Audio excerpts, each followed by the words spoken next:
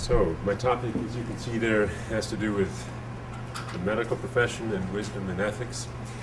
I'd just like to begin by giving two slides of landscape, shall we say. So the first is to say that medical practice is full of many things, and one can think about various domains such as biology, technology, autonomy of the patient, dignity, fairness, mortality, all sorts of, shall we say, big picture things.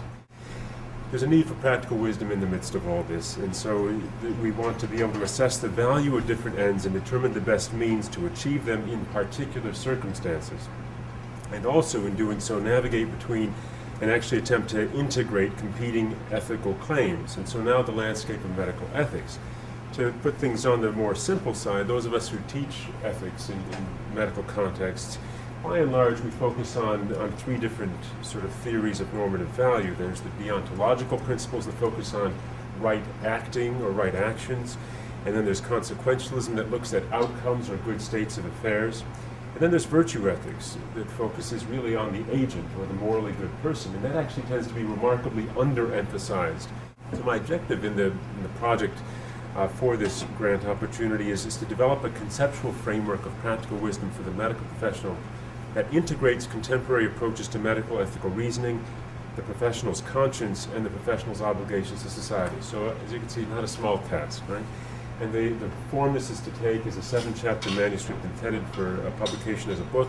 This little schematic here is a key part of the way I think about all that I'm saying here today, is that on the one hand, we think we understand things like diagnosis and prognosis.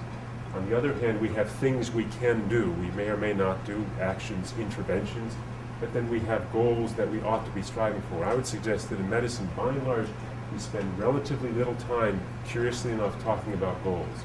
We're very good at wondering, shall we put in the pacemaker or not? Shall we transfer to the ICU or not? We're doers, we're actors, we're interveners. We're also, on average, pretty good about diagnosis and prognosis, right, given our medical science. But the point here is to say that the goals really need to come into the fore in terms of our understanding, realizing there are connections, there's some two-way traffic in that schematic.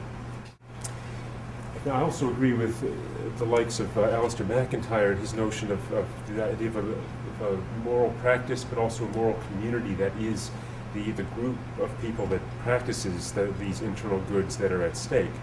And he also very artfully writes about, as those of you who know his work, how the internal goods for a practice to be moral have to be realized, and then the virtues are necessary as means to accomplish those ends. And there are also means that the virtues are necessary to resist the external pressures. McIntyre writes in After Virtue very perceptively about how a profession or a moral practice actually needs the institution that sustains it financially, politically, etc. And yet there's a constant tension between the two because the politics and the money needs so easily overwhelm the moral practice that needs to be sustained. And especially right now, given the economic downturn, hospitals everywhere are greatly struggling with this, and there are clinicians who have been willing to lose their jobs because they say, no, our mission cannot do what you're asking us to do. So either I stay and do what I believe I'm here to do, or something else has to happen and I may have to leave. So the virtues are necessary for that sustenance.